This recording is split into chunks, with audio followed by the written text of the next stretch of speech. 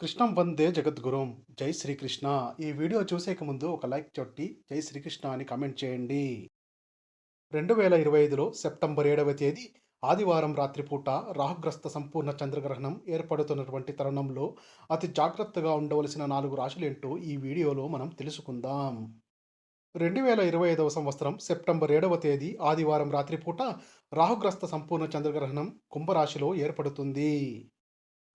ఈ రాహుగ్రస్త సంపూర్ణ చంద్రగ్రహణం అనేది ద్వాదశ రాశులలో 4 రాశుల వాళ్ళకి అధమ ఫలితాలను కలుగజేస్తుంది. కాబట్టి 4 రాశుల వాళ్ళు కూడా ద్వాదశ రాశులలో కొద్దిగా జాగ్రత్తలు పాటించాలి. అదేవిధంగా ప్రత్యేకమైన దానాలు గ్రహణం తర్వాత ఇచ్చుకోవాలి. ఈ సంపూర్ణ చంద్రగ్రహణం సెప్టెంబర్ 7వ తేదీ రాత్రిపూట 9 గంటల 55 నిమిషాలకు ప్రారంభమవుతుంది. దీనిని స్పర్శకాలం అంటారు. ఆ తర్వాత రాహుగ్రస్త సంపూర్ణ చంద్రగ్రహణం సెప్టెంబర్ 7 ఆదివారం అర్ధరాత్రి 1:26 నిమిషాలకు పూర్తయిపోతుంది. దీనిని మోక్షకాలం అంటారు. అత్యంత పుణ్యకాలం గ్రహణ సమయం 3 గంటల 30 నిమిషాల పాటు ఉంటుంది. అయితే జ్యోతిష శాస్త్రంలో గ్రహణ గోచరం అని చెప్పారు.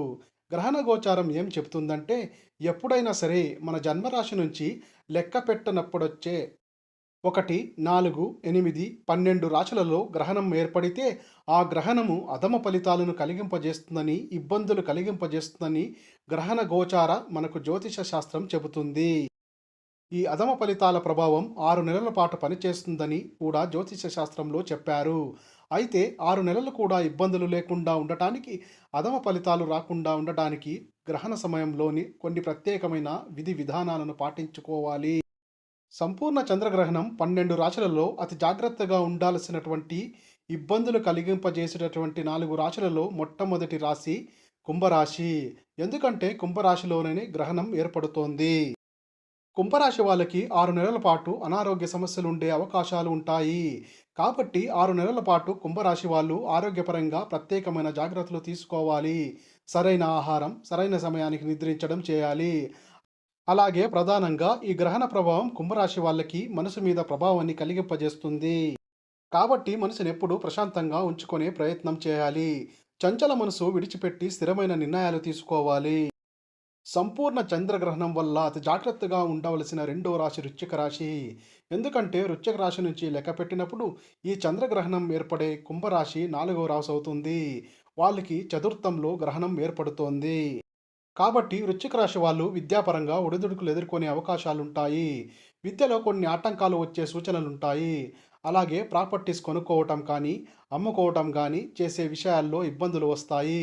ఉన్నత విద్య కోసం చేసే ప్రయత్నాలు ఆటంకాలు వస్తాయి. వృశ్చిక రాశి వల్ల తల్లిగారి ఆరోగ్యం పట్ల కూడా ప్రత్యేకమైన శ్రద్ధ వహించాలి. కాబట్టి జాగ్రత్తగా ఉండాల్సిన 4 రాశులలో రెండో రాశి వృశ్చిక రాశి. ఆ తర్వాత ద్వాదశి రాశుల్లో కర్కాటక రాశి వాళ్ళు అతి జాగ్రత్తగా ఉండాలి. కాబట్టి కర్కాటక రాశి వాళ్ళు వాహన ప్రమాదాలు జరగకుండా జాగ్రత్త ఉండాలి. వాహనాల మీద వెళ్ళేటప్పుడు ప్రత్యేకమైన శ్రద్ధ తీసుకోవాలి. ఆరోగ్యం మీద కూడా శ్రద్ధ తీసుకోవాలి. వేళకు భోజనం చేయడం, వేళకు నిద్రించడం చేయాలి. అదే బంధుత్వాల విషయంలో జాగ్రత్తగా ఉండాలి. లోనిపోని నిందలకు రాకుండా ప్రత్యేకమైన శ్రద్ధ తీసుకోవాలి. గ్రహణం ఏర్పడుతుంది కాబట్టి కొన్ని ప్రత్యేకమైన జాగ్రత్తలు తీసుకోవాలి. ఆ తర్వాత సంపూర్ణ చంద్రగ్రహణం వల్ల అతి జాగ్రత్తగా ఉండవలసిన 4 రాశుల్లో ఆఖరి రాశి మీనరాశి. ఎందుకంటే మీనరాశి వాళ్లకు 12 ఇంట్లో కుంభంలో గ్రహణం ఏర్పడుతుంది. 12 ఇల్లు వ్యయస్థానం అంటే అజ్ఞాత శత్రువులకు సంకేతం కాబట్టి మీనరాశి వాళ్లకు 6 నెలల పాటు వృధా ఖర్చులుండే అవకాశం ఉంటుంది. అజ్ఞాత శత్రువులు, రహస్య శత్రువులు పెరిగే అవకాశం ఉంటుంది. కాబట్టి సెప్టెంబర్ 7 ఆదివారం రాత్రిపూట ఏర్పడిపోతున్నటువంటి రాహుగ్రస్త సంపూర్ణ చంద్రగ్రహణం ద్వాదశి రాశులలో 4 రాశులు వాళ్ళు అతి జాగ్రత్తగా ఉండాలన్న సంకేతం ఇస్తుంది. కుంభరాశి, వృశ్చిక రాశి, కర్కాటక రాశి, మీనరాశి. అయితే ఈ 4 రాశుల వాళ్ళకి సంపూర్ణ చంద్రగ్రహణం అధమ ఫలితాలు ఇవ్వకుండా ఉండాలంటే ఏం చేయాలి? ఎలాంటి ఇబ్బందులు 6 నెలల పాటు రాకుండా ఉండాలంటే ఏం చేయాలో కొన్ని ప్రత్యేకమైన విధి విధానాలు గ్రహణం సందర్భంగా పాటించాలి. ఏం చేయాలంటే గ్రహణం ప్రారంభం కాగానే అంటే రాత్రి 9:55 నిమిషాలకు పట్టు స్నానం చేయాలి. చక్కగా స్నానం చేసి రావాలి. తర్వాత ఇష్టదేవతలను ప్రార్థించుకోవాలి. తర్వాత దుర్గా స్తోత్రాలు, శివ స్తోత్రాలు వింటే మంచిది. గ్రహణ సమయం మొత్తం 3 గంటల 30 నిమిషాల పాటు ఉంటుంది. ఆ సమయంలో మీకు వీలైనంతసేపు దుర్గా స్తోత్రాలు, శివుడి స్తోత్రాలు వింటే ఈ అధమ ఫలితాల ప్రభావం తగ్గిపోతుంది. దుర్గా అష్టోత్తరం గాని, దుర్గా కవచం గాని చదివినా, విన్నా అద్భుతమైన ఫలితాలుంటాయి. చంద్రశేఖర అష్టకాన్ని చదివినా, విన్నా అద్భుతమైన ఫలితాలుంటాయి. కలియుగ ప్రత్యక్ష దైవమైన వెంకటేశ్వర స్వామికి సంబంధించిన వెంకటేశ్వర వజ్ర కవచ స్తోత్రం చదివినా, విన్నా అద్భుతమైన ఫలితాలుంటాయి. అలాగే ఓం దుర్గాయ నమః, ఓం చంద్రశేఖరాయ నమః, ఓం నమో వెంకటేశాయ అని ఈ 3 మంత్రాలు గ్రహణ సమయంలో మనసులో స్మరించుకుంటూ ఉంటే ఈ 4 రాశుల వాళ్ళకి అధమ ఫలితాలు పూర్తిగా తగ్గిపోతాయి. అలాగే గ్రహణం పూర్తయ్యే సమయం అర్ధరాత్రి 1:26 కాబట్టి ఆ అర్ధరాత్రి విడప స్నానం చేయాల్సిన అవసరం లేదు. కేవలం మంత్రాన్ని జపించేవారు మాత్రమే విడప స్నానం చేస్తారు. మిగిలిన సాధారణ ప్రజలందరూ కూడా మర్నాడు పొద్దున్నే చేసుకోవచ్చు. 12 రాశులలో 4 రాశుల వాళ్ళు మాత్రం రాహుగ్రస్త చంద్రగ్రహణం అయిపోయిన మర్నాడు అంటే సెప్టెంబర్ 7, ఆదివారం మర్నాడు సెప్టెంబర్ 8 సోమవారం శివాలయానికి వెళ్ళి శివాభిషేకం చేయించుకొని దానాలు ఇచ్చుకోవాలి. రాగితో గాని, వెండితో గాని చేసినటువంటి నాగపడిగా చంద్రబింబాన్ని దానం ఇచ్చుకోవాలి. ఇత్తడి లోహంలోనైనా పర్లేదు. దాన ఫలితం ఉంటుంది. మీకు వీలైతే వెండితో చేయించుకోండి. లేదంటే పంచలోహాలైనా పర్లేదు. అంతేకాకుండా రాహువుకు మినుములు ఇష్టం కాబట్టి 1.25 కేజీ మినుములు బూడిద రంగు వస్త్రంలో కట్టి దానం ఇవ్వాలి.